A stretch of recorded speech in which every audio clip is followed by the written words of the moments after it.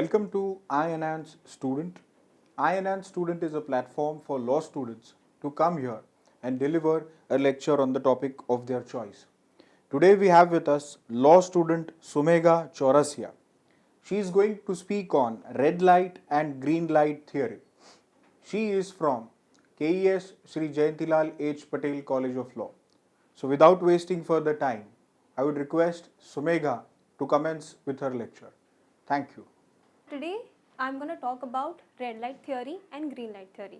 To understand the red light theory and green light theory better, we are going to know about what is administrative law first, how it works and how it blends with the red light theory and green light theory. So to know about administrative law, what is administrative law? Firstly, administrative law is basically the study of law, and it shows us how it works with people, how it works for people, and it is basically the administration is governing the activities for the state. So to know more about the administrative agencies of the government, we are going to know about the three main concepts that we are going to know about: legislative, executive and adjudication. So what is legislative? Legislative is basically rule making. Executive is how it implements the law, and adjudication is giving judgments. So with these three main factors, we are going to understand the admin law better. So what it is concept, what is the essentials of administrative law? So the essentials of administrative law, it is that it is a branch of a law. It has been categorized in various fields, so how it works in each and every state. It deals with the powers, it deals with the various procedures which works with the government. It also signifies the relationship between those agencies of the individuals as well as the organization, and how it regulates and it works. So to know about that, we can simply say that administrative law is basically a complex. It is very complex and mostly it is very more evolving field. We get to know that this role continues to grow in society as it has been started way before the industrial revolution that we've seen in the 19th century. We're going to know more about in red light theory the more we read further. So to know about the red light theory, green light theory better, let's indulge into these three main pointers that how administrative agencies work. They firstly regulates the business and they provide social services, and henceforth they enforce the law.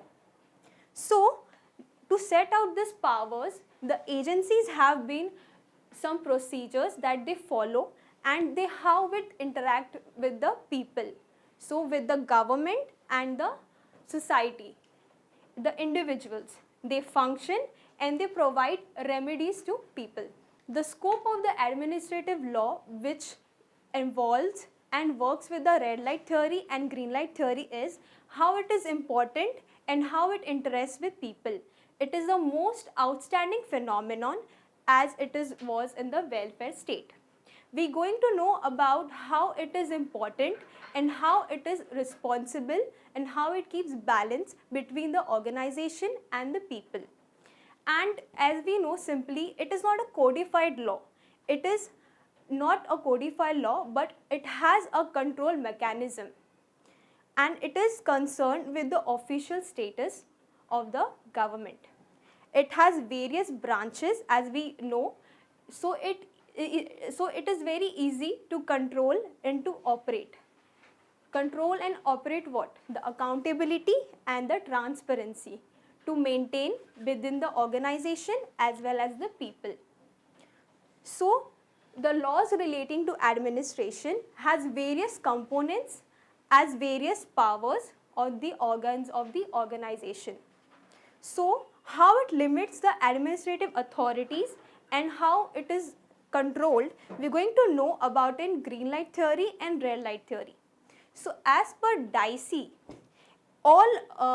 he explained in very short terms that how it blends with the rights and liabilities of the people, and how it comes with the terms of authorities as it simply sets the determined system which shows the vested rights which are being implemented. So it is in rule of law, it is a very basic principle, and the theory was coined to evaluate the administrative law, rationalism, and to stop. The main focus was to there should not be any misuse of power. So the idea of red light theory and green light theory was generated by Carol Harlow and Richard Rawlings in 1948. It was one of the theories of law in order to get acquainted to evaluate the misuse of power. So the red light basically centers the control power which is vested with the government, and it puts the legal control on the top. And green light theory mostly focuses on the procedures than the extensive job. And it is also having the biggest power and how it intersects with the state intercessions. The theory gets politically accentuation on top of that legal executive. To know more about this legal framework, it is simply to blend the two of every one of the nation, and it perceives equitable in the middle of red light theory and green light theory. These two school of thoughts explains that the impedance of law in administration and the concerning with the government and individuals. So red light theory and green light theory oversees the instance of Marbury versus Madison, which was in 1803, which was a principal's case and should have been given the judicial supremacy, but years later, mostly 100 years later, it was perceived in various different cases to date. Still today, it is used as one of the theories to put to use. Today, we go into school of thoughts and examine the value. So firstly, we are going to talk about red light theory. So red light theory basically originated from a political practice in Industrial Revolution in the 19th century, which also pushed the theory of laissez-faire. It is a very old tradition with deep-rooted suspicion towards the executive power. And to minimize the encroachment of the state of the rights, especially the property rights of the individuals. That's how the red light theory came into the picture. So according to Dicey, the legal sovereignty was explained that it portrays the idea of red light theory that the government must function according to the legal rules which was laid down by the parliament. Or if not, then the court have power to control and ensure that it acts lawfully. So the several pointers which we understand the red light theory better are that it is a self-correcting democracy, and the rule of law is a very prime concept. The law is very autonomous and it has a coherent discipline. It also very is important to control the function with checks and balances. It views the public administration as a necessary evil, and it focuses more on the negative points than the positive ones, and it advocates the stringent control. So the major assumption of this theory would be that the public bodies or the executive control exceeds power, and the judicial intervention also works as a sanction. So if any bureaucratic and any executive power of the institution and the state is unchecked, then it will threaten the liberty of the individuals. So for judicial control, it is required that the political framework is very much should happen and should be there in the state. So now let's talk about green light theory. So green light theory is basically the opposite, or it can be said that it is a counter theory. If we use the executive power to provide services, it also benefits the community and it is entirely legitimate. And this green light theory talks about. It is not restricted, but it is an arbitrary control to assist. And green light theory also favors the court in checking executive action, but mostly it opposes the idea of court. And it is a very functionalist theory. the very much concept of the green light theory, it has positive outlook that rather than negative ones which we see in the red light theory. It believes that the government is congenial. It cannot be suspected and cannot be conducting any lawful activities, as green light theory suggests that the government should having more powers than the court, which restricts the powers. So it is very important that we emphasize the government action rather than intervening the judicial and political control. It also suggests that the law is an enabling mechanism, and it can be also used as a weapon to work in the administrative bodies. So the utilitarian theory in green light, which was associated with Jeremy Bentham and John Stuart Mill. So in short words, he explained that the greater good for the greatest number for the state, which means it can be attained by encouraging the state contribution and the democratic framework. The main concern of green light theory would be that it reduces the influence of court over the administration, and is also a hurdle for the administration process. Green light theory also prefers the democratic form of accountability as well as the responsibility. It also focuses in facilitating the prevention of judicial or legal control over the executive theory. So the red light theory and green light theory are far opposites, but what brings in together and balance it is amber light theory. Amber light theory is basically the reconciliation. It offers to balance only the positive outlooks from both red light theory and green light theory. So it blends on its own, and only the positive mindset would be followed for a better administration. It should attract only the positive from each theory and apply to the state framework. So it connects without removing any individual essence of the both, and it tries to reconcile the both.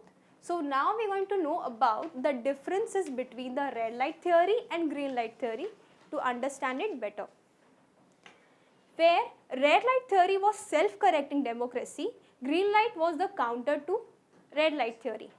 Where red light theory is a prime concept, green light theory is basically a functionalist theory. If red light reviews, green light check the control of the red light. Basically, it has interventionist approach, which means that the court will review only the administrative decision. But whereas in green light theory, it questions the power and the function of court in executing the actions. If government actions is suspicious in red light theory, the green light theory converts into congenial. It says that it's friendly and it is more accessible than the court's judicial discretion and decisions. So mostly we can see in red light theory, it focuses on the court. It relies on the court. But red light theory, it says that there is many positive alternatives of the courts. So the judicial control is a weapon to sound administration in red light theory, but in green light theory, it says that it perceives control to obstacle all the administrative powers, and it reviews as a mechanism of controlling administration action in red light, but whereas it acknowledges all times to facilitate the administrative action better in green light theory. So further much, now we analyze what red light theory and green light theory states. So it has a very concern for the safeguarding of the interest of the people from unconstitutional acts as well as one-sided acts. It also restricts the executive body when it's required. Also, it has very compelling executive order, which is one of the most significant of fruitful running of the country. The law also ought to have more prominent power than politics. if we say a short example, it would be the protest, the hartals which carries out. Also, it can be said that it is liberated from control to meet the strategic goals in a superior manner. Both the theories have one thing in common that we must look into. It is that only the positive components to the fundamentals, and to apply those in same measure, so it can be or to acquire supremacy. The aim of the government, basically the administrative law, is to keep the government under strict control. So it does not misuses the power and ensure public trust, as well as there is a fair administration. So the liberties of the citizens are protected. Now let's talk about short examples that will be help to study red light theory and green light theory better. So in red light theory, I talked about the protest, which can be taken an example of farmers' protest which took in 2020 and 2021. So the court had given a specific order that from the public pressure to reconsider after the protest. So it can be seen that the red theory applied, and it is for during the purpose of better administration and the public pressure which was received by the court, the court has changed the decision. And in green light theory, where in Citizenship Amendment Act, it can be seen that the curfews, the shutdowns, the restrictions on gathering, the green light theory focuses on how it maintained the peace, did not cause any disruption, and it assured that there was a public safety. So to blend more of the red light theory and green light theory, a very simple example can be given, such as immigration. The immigration policies, which acts a very quick decision, like if some matters came into, they are very quick to act, and they are very sufficient, and they need more flexibility. So we can see in red light theory and green light theory, there are some laws, but they act quick to all of the regulations to control into. And it also has a very more job description, as well as they are very quick on visa approvals as well, and they protect the right of the citizen. So if one is wrongfully deported, the administrative agency are very quick to solve problems and to ensure that there is a maintenance of fair decision.